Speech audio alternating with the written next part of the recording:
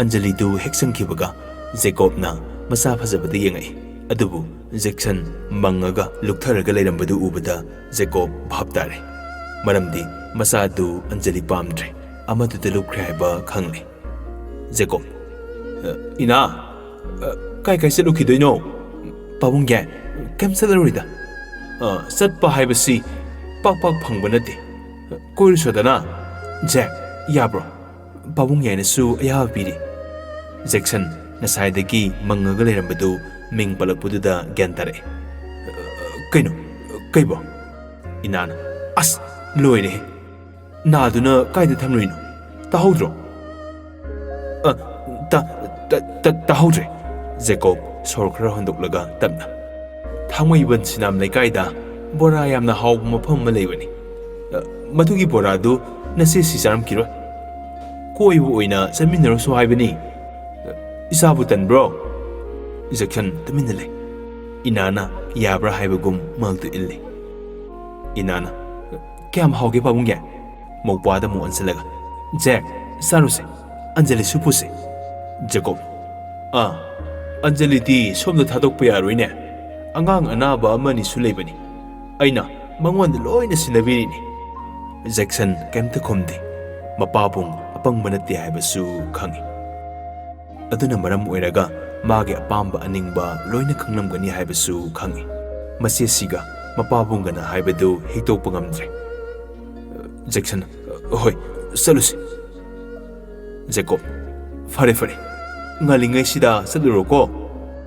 inana se anjali da kona la ke haibiro babunge jek sadisilo jek inaga marsi hoiromda bora sabalai inadi kaisu khongjaba nate Jackson gi maramda khanglasu chatlibadu kaidano karino khangba nate makhoi ani hotel yore inana bora plem te pio saglas aniga melodina hoy melody saga bora ga du pirure mathanta muram sole aibu kaidano mukreda niksung ngamdrene talaktuda marui leirubagi mase sulame Marcina kaidore na khangpre khangi aha kaistaude Marcy Jackson lakpu udabanina mathau tawraga adum lei Jackson yengaroi khankrabanina Marcy gi khonjal tara fau hanna yengnude mixer plate daga pipiro Marcina mixer plate ama puraga lakpada Jackson nupi amaga phamnambaduda khangmoi lakpoi makhutagi plate tu takhiba khangaude Inada kitang zongke Marcina sorry na adagi phadi dom da poro pakhatpa ikaibana masadu humang kangi magi batawduda yenglaroi khaluba hero du gyan tarakpada mamit ani du khapta ngai maya karaga leirami Marcina sida lijare soikibane saubinu ko inana saudi kaidawi saudino ina phadiduna songkiba makhongdu teithopagi paktharingaida Jacksonna mamit khutak tawna yenglambadуда pakhatlambadu amuka hena henkre Marcy luktharaga le inana se mixer leibiriba natro Marcina leiri pisarak lage handakti melody na oina mixer du piramlaga thorae nungsiruba kobanina kalakanu haibasu mayade Marcy bora hopam khangdre milu pirangsu senthare Jackson du nupi koigre magi mamangda lenaba lakpani khankre karamnabu khaloi masi ni masanni laibakta thelpasu nate saba loiraga masin mukpa du thore Jackson se paisa salasira inana Marcina paisa handa wali yare mamangda su sathoklaga piramdaba yaiduni halan losase inana hoy masin mokpa satkre exam kuidraba matam sida laina bu oirubana maisa lagda tanawrabi mai thongduda puba thangba ngamlaroidaba chaina amasu wahi kharana khudol toramne khangaudena mapi su tarai melodina ꯁꯦ ꯃꯥꯔꯁꯤ ꯃꯄꯤꯗꯨ ꯁꯠ ꯁꯠ ꯇꯩꯊꯣꯛꯏ ꯀꯩꯗꯧꯔꯒꯦ ꯀꯞꯄꯤ ꯀꯩꯒꯤꯅꯣ ꯀꯩꯁꯨ ꯇꯧꯗꯦ ꯇꯦꯕꯜꯗꯒꯤ glass ꯀꯩꯀꯥꯁꯦ ꯑꯝꯇ ꯂꯧꯊꯣꯛꯎꯁꯣ ꯍꯣꯏꯁꯦ ꯃꯥꯔꯁꯤꯅ ꯅꯪꯅ ꯑꯩꯕꯨ ꯀꯌꯥꯗ ꯂꯥꯟꯅ ꯂꯧꯈ꯭ꯔꯕ ꯃꯁꯤꯃꯛ ꯑꯣꯏꯅꯕ ꯍꯣꯠꯅꯔꯨꯕ ꯑꯩꯒꯤ ꯏꯔꯥꯜꯅꯤ ꯀꯥꯏꯁꯅꯨ ꯃꯁꯦꯠ ꯇꯥꯅ ꯀꯞꯁꯅꯨ ꯇꯥꯔꯛꯁꯅꯨ ꯊꯤꯡꯕꯤꯅꯕ ꯇꯩꯊꯣꯛꯄꯤꯅꯕ ꯂꯩꯇ꯭ꯔꯕ ꯐꯤꯔꯥꯡ ꯃꯍꯥꯛꯁꯨ ꯑꯗꯨꯕꯨ ꯑꯩꯁꯨ ꯅꯪꯕꯨ ꯅꯨꯡꯁꯤ ꯍꯥꯏꯕꯁꯦ ꯅꯐꯝꯗꯗꯤ ꯎꯠꯂꯔꯣꯏ ꯖꯦꯛꯁꯟ ꯖꯦꯛꯁꯟ ꯏꯅꯥꯍꯣꯏꯁꯨ ꯃꯌꯨꯝ ꯌꯧꯔꯛꯂꯦ ꯖꯦꯛꯁꯟ ꯍꯥꯏꯐꯝ ꯇꯧꯐꯝ ꯈꯪꯗꯕ ꯑꯃꯒ ꯂꯣꯏꯅꯅ ꯃꯥꯒꯤ ꯀꯥꯗ ꯐꯝꯂꯒ ꯂꯩ ꯅꯨꯡꯁꯤꯔꯨꯕ ꯀꯧꯕꯅꯤꯅ ꯅꯨꯡꯉꯥꯏꯇꯕ ꯐꯥꯎꯒꯅꯨ ꯍꯥꯏꯕꯁꯨ ꯃꯌꯥꯗꯦ ꯃꯁꯥꯗꯨ ꯉꯁꯤꯗꯤ ꯍꯩꯅꯤꯡꯗꯕ ꯍꯥꯏꯕꯗꯨ ꯑꯣꯏꯔꯦ ꯃꯄꯥꯕꯨꯡ ꯆꯪꯉꯛꯏ ꯖꯦꯀꯣꯕ ꯖꯦꯛ ꯄꯥꯕꯨꯡ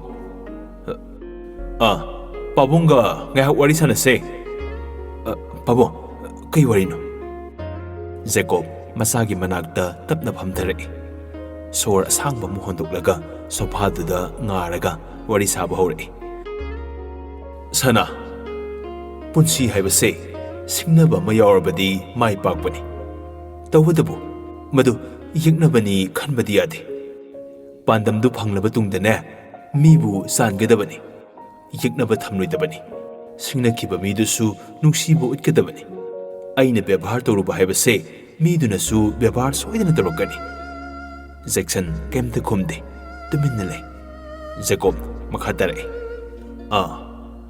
ꯏꯁꯥꯅ ꯏꯁꯥꯕꯨ ꯋꯥꯈꯜ ꯍꯦꯟꯅ ꯈꯟꯖꯤꯜꯂꯒ ꯋꯥꯍꯟꯕ ꯍꯧꯅꯗꯦ ꯃꯗꯨꯅ ꯗꯤꯄ꯭ꯔꯦꯁꯟ ꯑꯣꯏꯔꯛꯄꯁꯨ ꯌꯥꯏ ꯄꯨꯝꯅꯃꯛ ꯀꯟꯇ꯭ꯔꯣꯜ ꯇꯧꯒꯗꯕꯅꯤꯀꯣ ꯐꯅ ꯈꯜꯂꯨ ꯂꯣꯏꯅ ꯐꯒꯅꯤ ꯐꯠꯇꯅ ꯈꯜꯂꯗꯤꯅꯦ ꯑꯃꯠꯇ ꯐꯔꯣꯏ ꯅꯨꯡꯁꯤꯅ ꯌꯦꯡꯉꯨ ꯂꯣꯏꯅ ꯅꯨꯡꯁꯤꯒꯅꯤ ꯎꯔꯨꯕ ꯈꯨꯗꯤꯡ ꯐꯅ ꯌꯦꯡꯂꯨꯔꯕꯗꯤꯅꯦ ꯏꯐꯗ ꯐꯖꯒꯅꯤ ꯄꯥꯕꯨꯡꯅ ꯍꯥꯏꯁꯤ ꯏꯆꯥꯕꯨ ꯐꯠꯇꯦ ꯍꯥꯏꯕ ꯅꯠꯇꯦꯀꯣ ꯍꯦꯟꯅ ꯂꯧꯁꯤꯡ ꯂꯩꯕ ꯃꯇꯤꯛ ꯃꯉꯥꯜ ꯊꯣꯛꯄ ꯃꯤꯁꯛ ꯑꯣꯏꯔꯛꯅꯕꯒꯤ ꯑꯦꯗꯚꯥꯏꯁꯅꯤꯀꯣ ꯒ꯭ꯌꯥꯟ ꯇꯥꯏꯀꯣ ꯁꯅꯥ ꯖꯦꯛꯁꯟ ꯇꯞꯂꯞꯅ ꯄꯥꯕꯨꯡ ꯅꯁꯥ ꯒ꯭ꯌꯥꯟ ꯇꯥꯖꯩ ꯐꯔꯦ ꯑꯦꯛꯖꯥꯝꯁꯨ ꯀꯨꯏꯗ꯭ꯔꯦ ꯂꯥꯏꯔꯤꯛꯇꯣ ꯉꯥꯏꯍꯥꯛ ꯄꯥꯔꯣ ꯑꯗꯨꯒ ꯉꯁꯤꯗꯤ ꯄꯥꯕꯨꯡ ꯕ꯭ꯔꯦꯟ ꯇꯦꯁꯇꯨ ꯇꯧꯒꯦ ꯍꯥꯏꯕꯗꯤ ꯄꯥꯕꯨꯡ ꯖꯦꯀꯣꯕ ꯅꯣꯛꯐꯦꯠ ꯇꯧꯔꯒ ꯑꯩꯅꯅꯦ ꯃꯤꯠ ꯅꯥ ꯁꯤꯡꯅꯕ ꯕ꯭ꯔꯦꯟꯗꯨ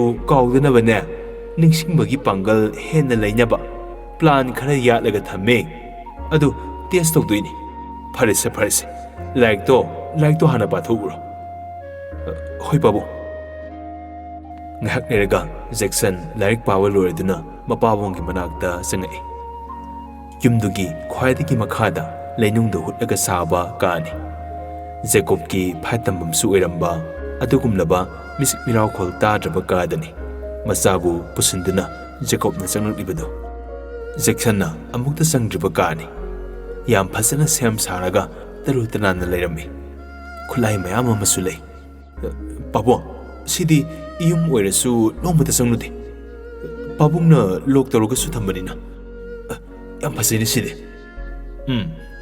ꯑꯩꯒꯤ ꯐꯥꯏꯠ ꯇꯝꯐꯝꯅꯤ ꯁꯤꯒꯤ ꯀꯥꯁꯦ ꯀꯅꯥꯃꯇ ꯆꯪꯍꯟꯗꯕꯅꯤ ꯑꯗꯨꯕꯨ ꯉꯁꯤꯗꯤ ꯏꯆꯥꯗ ꯆꯪꯍꯜꯂꯤꯕꯁꯦ ꯑꯍꯥꯟꯕ ꯂꯥꯟ ꯆꯪꯕ ꯑꯣꯏꯗꯧꯔꯤꯕꯅꯤꯀꯣ ꯁꯤꯒꯤ ꯊꯥꯡꯁꯤ ꯄꯥꯏꯌꯨ ꯃꯁꯦ ꯁꯃꯨꯔꯥꯏ ꯀꯧꯏ ꯖꯦꯛꯁꯟꯅ ꯊꯥꯡꯗꯨ ꯄꯥꯏꯈꯠꯂꯤ ꯖꯦꯀꯣꯕꯁꯨ ꯊꯥꯡ ꯑꯃ ꯄꯥꯏꯔꯒ ꯃꯆꯥꯕꯨ ꯇꯥꯛꯄꯤ ꯇꯝꯕꯤꯕ ꯍꯧꯈꯤ ꯖꯦꯀꯣꯕ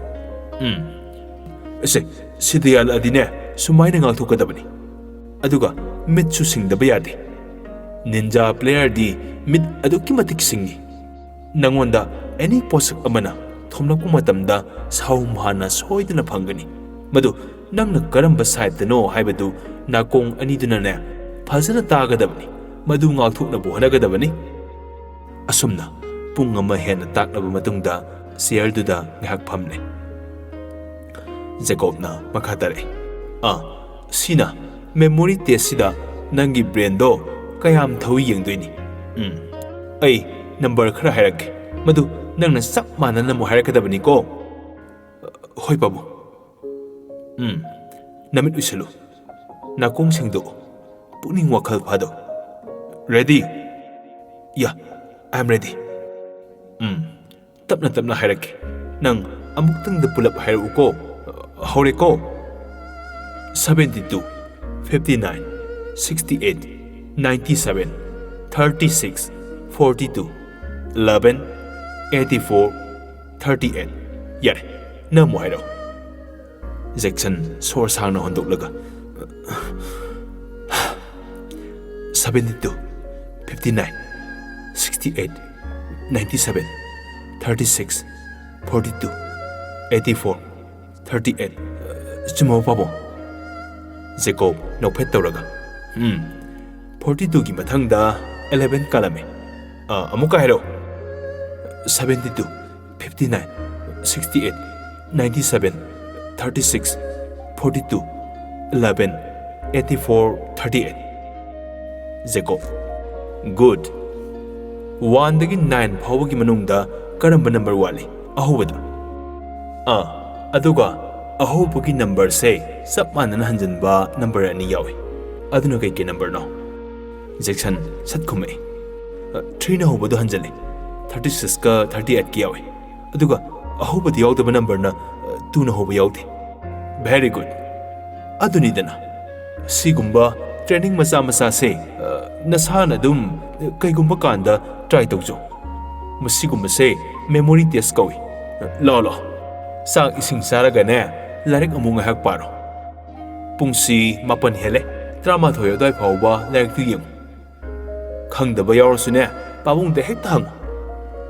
Hoi babu. Asumna mapamsa mathak ta kakhatkre.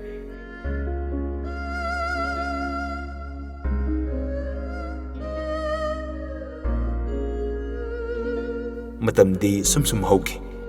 Ngasidi exam hobo namitni. Phone da. Jackson. Hello. Kaino? Naro thotro. Bhai, ai zone. Kaida tage hange tawbani. Bhai, number khangutri. MIS ta dai. ISRD ta su tanamale. As, akhoi section gai di ISRD ta dai. Oh, fare. Good luck. Same to you, bye. Asumna phone thamna kibaga Jackson du dip ta muk phone tawi. Dip. Bhai, losilabo. Thilak toiro. Natraga nathan lak toiro. Bhai, ithanta bag ta dum lagi. Horen harmine yana ba. Hoi bhai. Ai di auto da dum lagi. Ai lo lagi. Losilamo. Bhai, exam da huna base phatti hai. Lano, ai dum lagi ba. Horen wari am swai dole. Hausikti tension werne ba. Hairiki. No love, no tension. Ai hausik adugumba tension nungsan gi wado leitreko. Normal oirabani. Good. Ai gi best friend ani maramok ba. Asumna exam chalamdai gi mama sina ningthina lai khoiram bi hairaga masadu ningthina seba tawduna exam chalhankre. Ngahaki matungda exam hokre. Ibam thokpa akhangba ngai sasat iramlaga Jackson thore. Kan nadana dip su thore. Jackson.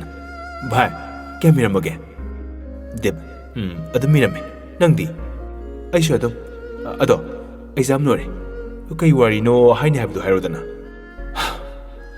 Nang nongma Marcy hoiramda bora saba salubro.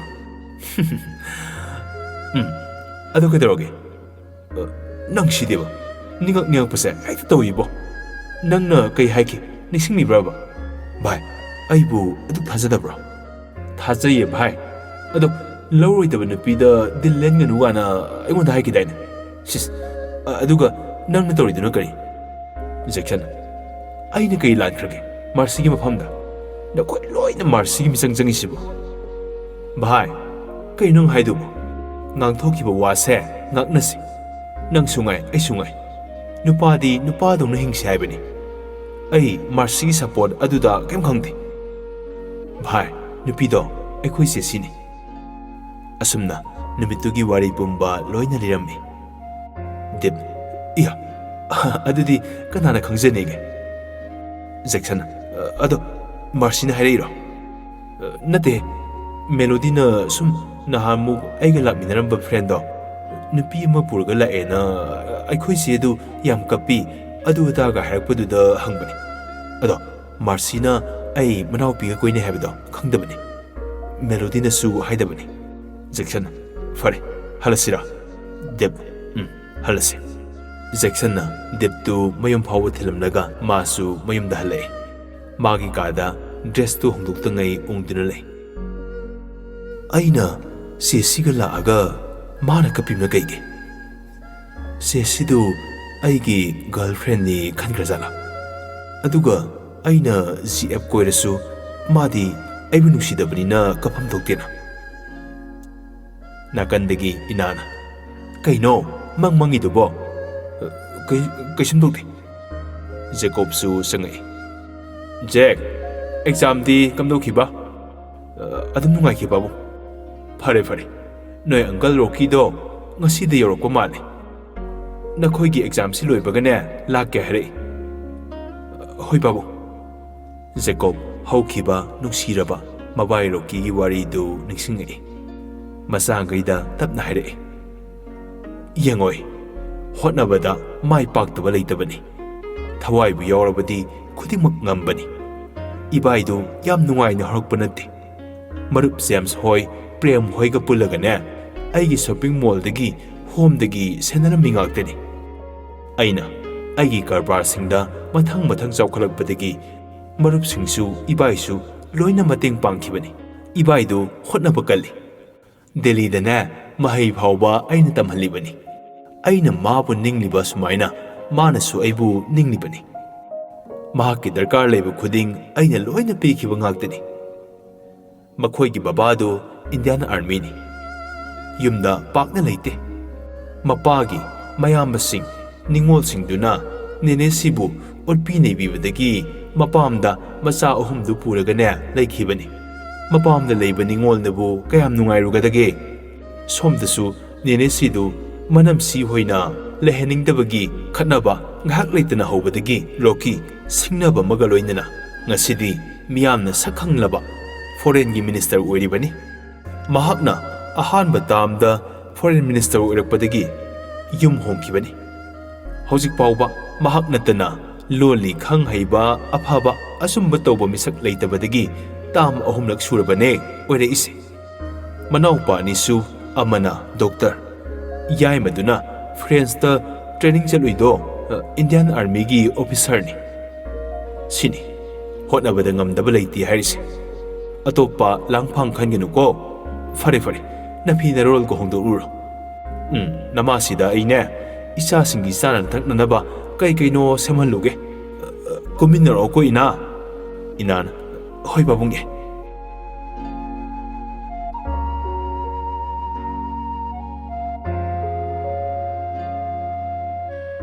Exam su mathang tapna loigre. Exam loibagi Rocky magi haunabi Ria amadi manaunupa aniga masa naitom poksabaduga punna Jacob hoida lai. Isam samba mina tabanina Scott mayam ga loinana lai. Rocky ni yorokpada Jacobna makhoi gi sauraba gate du phul hangduklaga ngaiduna leirami.